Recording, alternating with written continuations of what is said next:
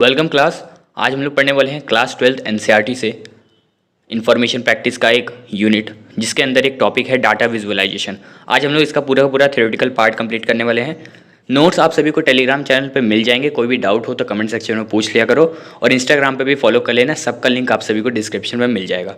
Video को शुरू करते हैं। जैसा कि मैंने बताया आप सभी को, आज हम लोग डाटा विजुअलाइजेशन का सिर्फ थ्योरेटिकल पार्ट कवर करने वाले हैं। नेक्स्ट वीडियो से हम लोग प्रैक्टिकल एंड इंस्टॉलेशन कैसे करते हैं और कौन कौन से फंक्शंस, एट्रीब्यूट्स और कौन कौन से हम ग्राफ या फिर पिक्टोरियल रिप्रेजेंटेशन बना सकते हैं। ठीक है, आज की वीडियो में हम लोग सिर्फ थ्योरी कवर करने वाले हैं। तो सबसे पहले समझते हैं डाटा विजुअलाइजेशन होता क्या है। कई बार आपके एग्जाम में 3 नंबर में पूछ लिया जाता है, इसलिए इसकी थ्योरेटिकल पार्ट भी आपको पता होना चाहिए। हालांकि आपका ज़्यादातर प्रैक्टिकल पार्ट आएगा बट थ्योरेटिकल भी आपको पता होना चाहिए। सबसे पहली लाइन इसमें लिखी है, if you wanted the data in the form of pictures, plots, pie graph, bar graph, histogram etcetera. अगर आपको अपना डाटा या किसी picture, plot, pie graph, bar graph, histogram के फॉर्म में चाहिए, you may use the data visualization for that. यानी उस चीज़ के लिए, उस काम के लिए आप लोग डाटा विजुअलाइजेशन का यूज़ कर सकते हो। नेक्स्ट लाइन है हमारी, डाटा विजुअलाइजेशन मीन्स ग्राफिकल और pictorial representation of the data using graph charts.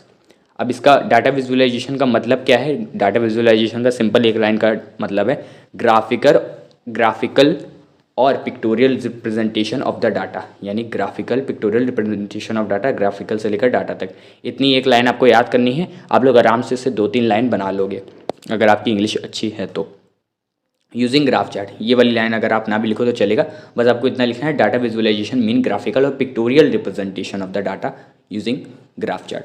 ठीक है, एक्सेट्रा लिख देना आगे, क्योंकि उसमें काफ़ी सारी चीज़ें होती हैं, जैसे पिक्चर्स हो गया, प्लॉट हो गया, बार ग्राफ हो गया, लाइन ग्राफ हो गया, हिस्टोग्राम हो गया, हिस्टोग्राम हॉरिजॉन्टल हिस्टोग्राम हो गया, बार ग्राफ हो गया, बहुत तरीके की चीज़ें हैं।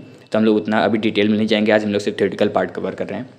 इसके बाद आता है, the purpose of the plotting data is to visualize variation of show relationship between variables. इसका मतलब क्या है? इसका जो डाटा विजुअलाइजेशन का पर्पस क्या होता है? The purpose of plotting data is to visualize variations. सारी की सारी डाटा वेरिएशंस को आपको विजुअलाइज करने के लिए इसका पर्पस यही होता है।